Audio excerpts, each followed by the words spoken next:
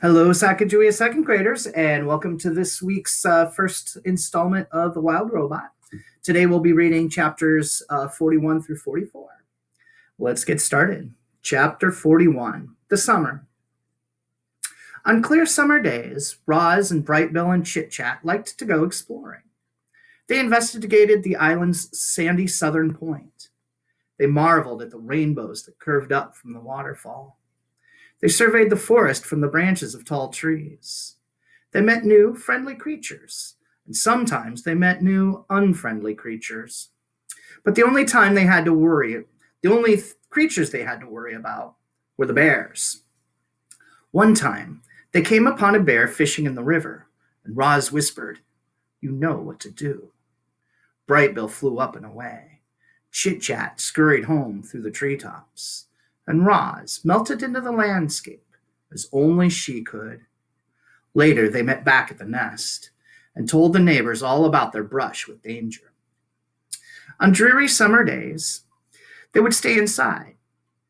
Roz asked Brightbill and Chit Chat about dreaming, and about flying, and about eating, and about all the things that they could do that she could not. But the youngsters had too much energy to sit still for long. They spent one drizzly afternoon kicking acorns around the nest.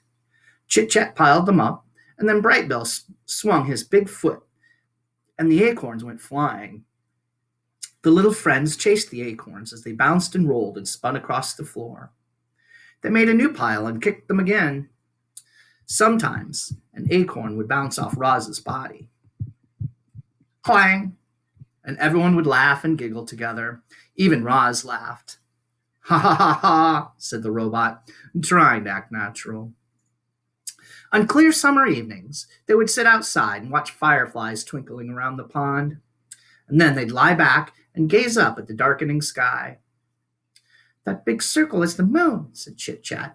"And those little lights are called stars. And one time I tried to count them all, but I could only count to 10, so I just kept counting 10 over and over and over. And I have no idea how many stars there are, but I know it's more than 10. "They are not all stars," said Roz. "Some of them are planets." "What's a planet?" said Chit Chat. "A planet is a celestial body orbiting a star." "What does celestial mean?" "Celestial means something that is in our outer space." "What is outer space?" "Outer space is the universe, outside the atmosphere of our planet." "What's the universe?" "The universe is everything and everywhere." "Oh, so the universe is our island?" None of them would really understand the universe, including Roz. Her computer brain only knew so much. She could talk about the Earth and the sun and the moon and the planets and a few stars, and not much else. The night sky was full of streaking, shimmering, and blinking lights that she simply couldn't identify. Clearly, Roz was not designed to be an astronomer. On dreary summer evenings, Roz and Brightbill would curl up together, just the two of them, and listen to the rain pattering on the roof of the nest. The robot would tell stories of annoying pine cones and terrible storms and camouflaged insects. But the sound of rain always made Brightbill sleepy, and he'd be out before his mother could ever finish a story.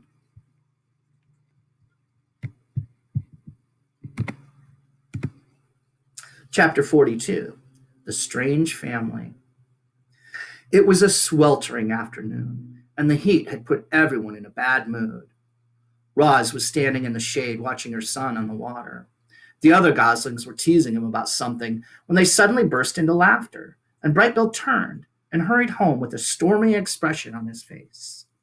He stomped into the garden and right past his mother without saying a word. "What is wrong, Brightbill?" said Roz as she followed her son into the nest. "Nothing," he squawked. "Leave me alone." "Tell me, what is wrong?" "I don't want to talk about it." "Maybe I can help." "Mama, the other goslings were making fun of me." "What did they say?" "They called you a monster, and then laughed at me for having a monster mother." "They should know by now that I am not a monster. Would you like me to talk to them?" "No, don't do that. That'll just make things worse." The robot sat next to her son. Mama, I know you're a robot, but I don't understand what a robot is. A robot is a machine. I was not born. I was built. Who built you? I do not know. I do not remember being built. My very first memory was waking up on the northern island of this shore, of this island. Were you smaller back then? Said the gosling. No, I have always been this size. Roz looked down at her weathered body. However, I used to be shiny, like the surface of the pond. I used to stand straighter than a tree trunk. I used to speak a different language. I have not grown bigger, but I have changed very much. The robot wanted to explain things to her son, but the truth was that she understood very little about herself. It was a mystery how she had come to life on the rocky shore. It was a mystery why her computer brain knew certain things, but not others. She tried to answer Bright Bill's questions, but her answers only left him more confused. What do you mean you're not alive? Squawked Bright Bill. It is true, said Roz. I am not an animal. I do not eat or breathe. I am not alive. You move and talk and think, Mama. You're definitely alive. It was impossible for such a young goose to understand technical things like computer brains and batteries and machines.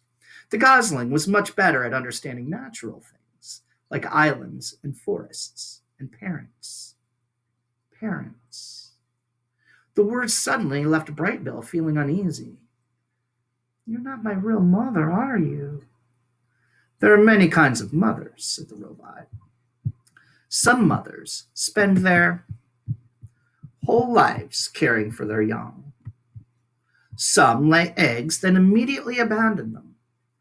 Some care for the offspring of other mothers.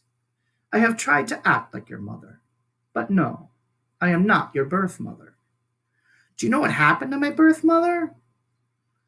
Roz told Bright Bill about that fateful day in spring, about how the rocks had fallen and only one egg had survived, about how she'd put the egg in a nest and carried it away, about how she'd watched over the egg until a tiny gosling hatched. Bright Bill listened carefully until she finished. Should I stop calling you Mama? Said the gosling. I will still act like your mother, no matter what you call me, said the robot. I think I'll keep calling you Mama.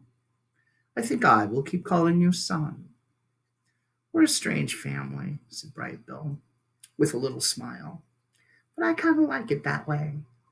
Me too, said Roz.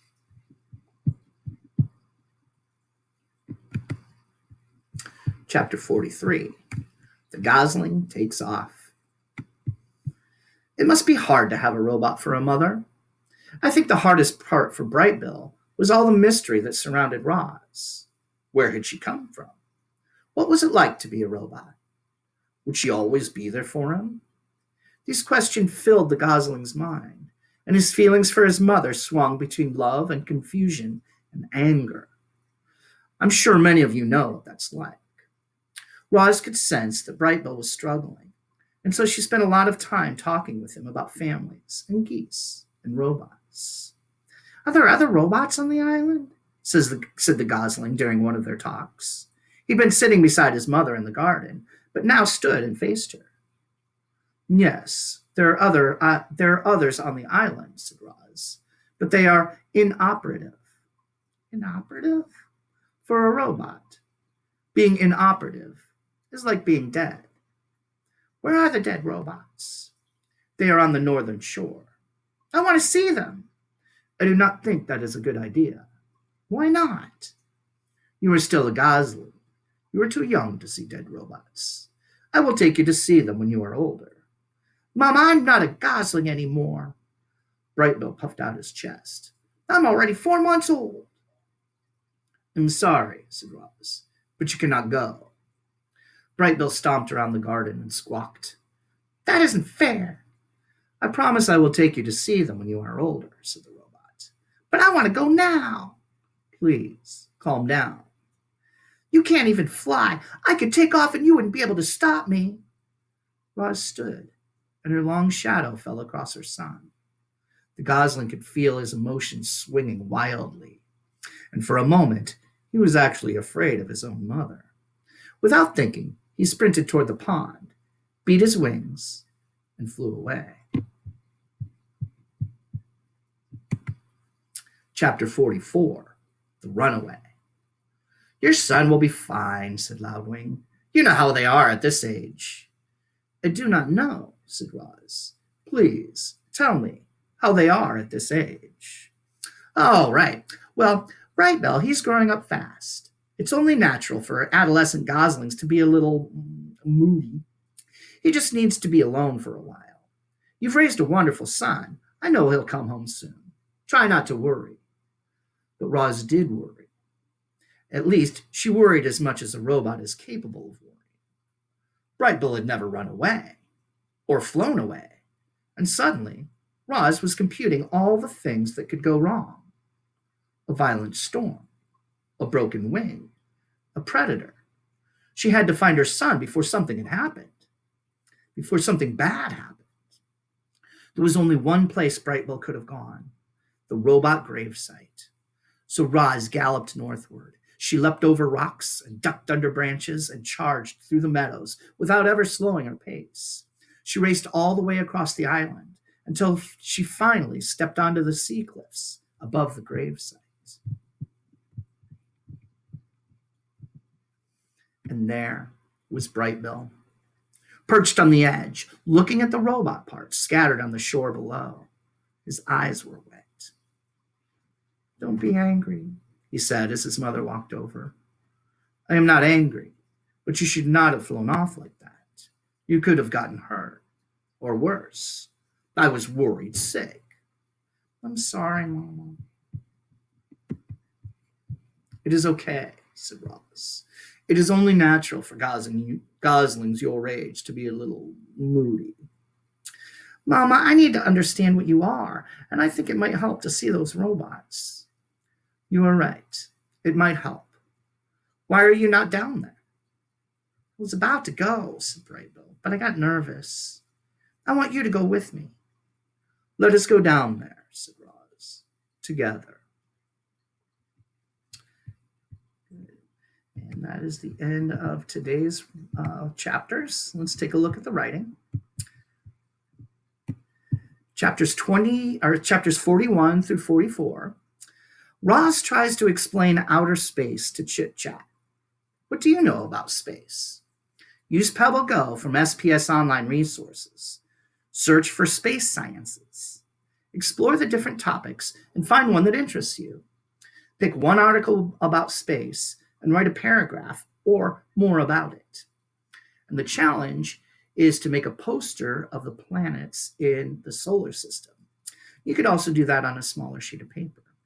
And remember, when you go into SPS Online Resources to find PebbleGo, go through the SPS website, through the student portal, and log on, and you'll be able to use PebbleGo. All right, until next time.